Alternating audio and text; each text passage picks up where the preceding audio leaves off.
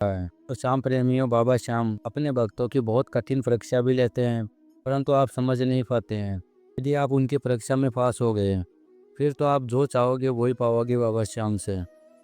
कभी भी दुखी समय आए, तब आपको ऐसा नहीं करना कि आपको प्रभु की पूजा आराधना करना छोड़ देना, ऐसा कभी नहीं करना है। बहुत से ऐसे मनुष्य हैं जो प्रभु को पूरा भला बोलते रहते हैं कि हे बाबा श्याम, मैंने तो आपकी पूजा आराधना इतनी किया, फिर भी मेरे जीवन में इतना संकट क्यों आ रहा है। कोई भी भगत प्रभु को पाने की चाह रखेगा। बाबा श्याम अपने भक्तों की परीक्षा लेता है। बाबा श्याम सोचता है कि मैं ये देखता हूँ कि मेरे पे ये कितना विश्वास करता है। हमको अपना जीवन बाबा श्याम के ऊपर ही छोड़ देना चाहिए। ऐसे ही मन का भाव बना के रखना चाहिए कि छोड़ दिया, इस जीवन का सब हार तुम्हारे हाथों में है, जीत तुम्हारे हाथों में है, हार तुम्हारे हाथों में है। बाबा श्याम की कृपा से, हमारे प्रभु की कृपा से जीत ही होगी, हार नहीं हो सकती है। क्योंकि हम बाबा श्याम की पूजा आराधना करेंगे तो बाबा श्याम तो अंतर्यामी है। बाबा श्याम को तो घट घट की पता है कि इस भगत को क्या चीज़ चाहिए, तो वो अवश्य दिलाएगा।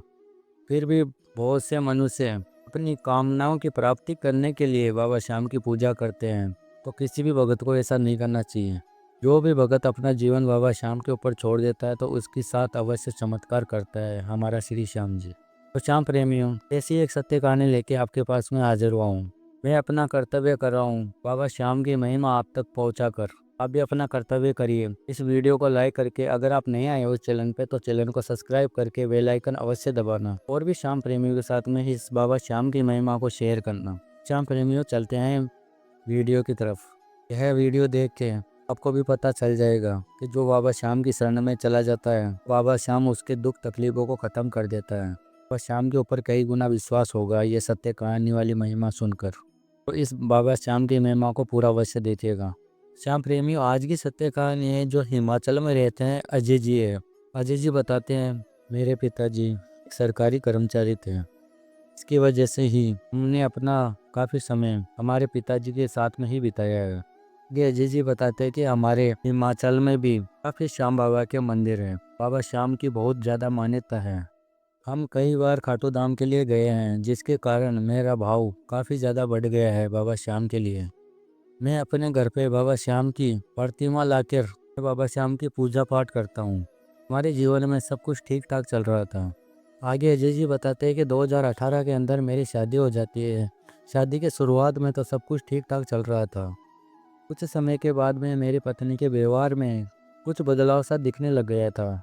वह बात बात में मेरे से लड़ने लग जाती थी, मेरे मम्मी पापा को उल्टा सीधा बोलती थी। आगे अजय जी बताते हैं कि मैंने उसको काफ़ी समझाया, पर उसको समझने का कोई नाम निशान भी नहीं था। उसकी हरकत दिन पे दिन ज़्यादा ही बढ़ने लगी। घर में हर दिन लड़ाई झगड़े बने रहते थे। मैं ऑफिस से लौटता था, तभी वापस आता था, तभी लड़ाई झगड़े ही मेरे को मिलते थे घर पे। हर दिन ही कलेश बना रहता था। मेरे पिताजी का रिटायरमेंट हो चुका था, तब वे घर पे ही रहते थे। रोज रोज की लड़ाई झगड़े से और कलेश घर में रहने से उनको हार्ट अटैक पड़ गया, उनका देहांत हो गया। आगे अजय जी बताते हैं कि इन सब के पीछे मेरी सासू माँ का ही हाथ था। वह हर दिन 2-3 घंटे फ़ोन पर ही बैठी रहती थी, अपनी लड़की को कुछ ना कुछ उल्टा पुल्टा सिखाती रहती थी, बोलती रहती थी। कई बार मैं उन दोनों की बातों को भी सुना था, परंतु मैं इग्नोर कर दिया करता था। उसकी मम्मी उसको बोला करती थी, तुम ज़्यादा काम मत करना, जो भी काम है उस बुढ़िया को ही करने देना। आगे अजय जी बताते हैं कि अब मेरे को सारी बात का पता चला था कि मेरी सास ही है जो मेरे घर को ख़राब कर रही है। फिर मैंने अपनी पत्नी को बहुत ज़्यादा समझाया और बोला कि तुम अपनी माँ के बोलने पे हमारा रिश्ता तोड़ रही हो तो बहुत ज़्यादा नुकसान होगा, तुम आखिर में पछताओगी, कुछ भी हासिल होना नहीं है। मैंने बहुत ज़्यादा अपनी पत्नी को समझाया कि अपनी माँ के कहने पे ना चलो, अपने घर में अच्छे से रहो। परंतु इतना सब कुछ समझाने के बाद में भी वह बात नहीं मान रही थी मेरी। उसकी माँ का जादू सर चढ़ के बोल रहा था उसके ऊपर।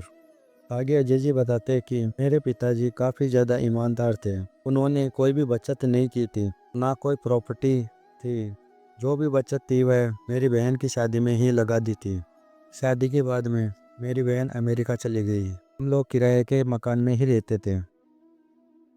अजय जी बताते हैं कि मैंने अपनी पत्नी को बोला कि तुमको मेरे साथ में नहीं रहना है तो ठीक है, मत रहो, परंतु घर में लड़ाई झगड़ा ना करो। अपनी माँ के पास में ही रहना चाहती हो तो ठीक है, तुम मेरे को तलाक दे के अपनी माँ के पास में रह जाओ, जैसे तुम्हारी इच्छा है वैसा तुम करो।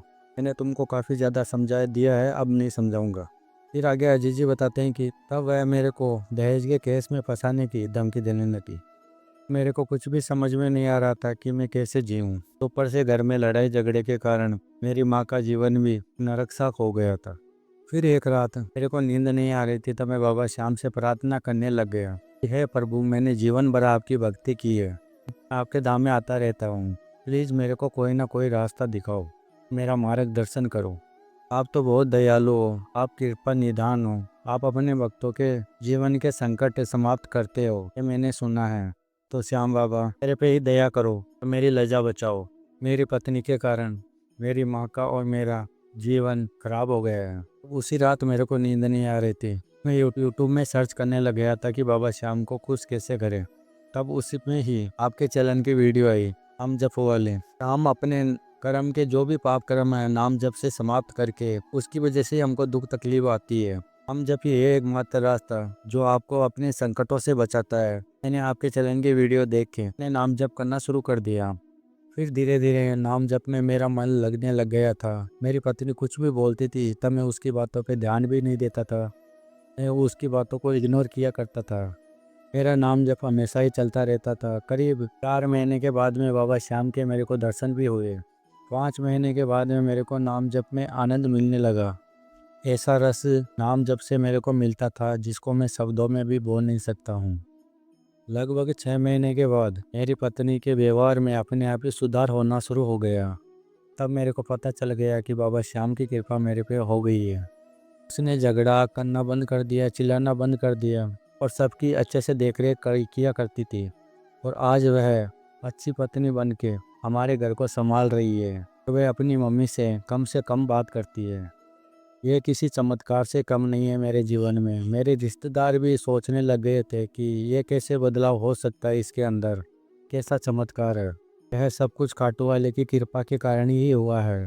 मैंने तो सोचा था कि शायद मेरे को तलाक ही इससे लेना पड़ेगा, परंतु मेरे श्याम प्रभु ने मेरे घर को टूटने से बचा लिया। जब मनुष्य पूर्ण विश्वास के साथ में बाबा श्याम की शरण में चला जाता है, तब बाबा श्याम उसके सारे दुखों को ख़त्म कर देता है। तब उसके वक़्त के सारे दुख दर्द बाबा श्याम समाप्त कर देता है। जो भी बाबा श्याम की शरण में चला जाता है तो उसका कल्याण होकर रहता है। बाबा श्याम अपने भक्तों को निराश नहीं करते हैं, उनकी सभी इच्छाओं की पूर्ति करते हैं। बाबा श्याम अलग ही आनंद देते हैं हमारे श्री श्याम जी। और श्याम प्रेमियों, बाबा श्याम की महिमा आपको अच्छी लगी है तो इस वीडियो को लाइक करके, अगर आप नए आए हुए चैनल पे तो चैनल को सब्सक्राइब करके बेल आइकन अवश्य दबाना और भी श्याम प्रेमियों के साथ में इसको शेयर करना ताकि कोई भी श्याम प्रेमी दुखी या परेशान ना रहे। मिलते हैं अगली वीडियो में। बाबा श्याम की कृपा आपके ऊपर हमेशा के लिए बने रहे। जय श्री श्याम। सभी श्याम प्रेमियों को मेरा हाथ जोड़ के।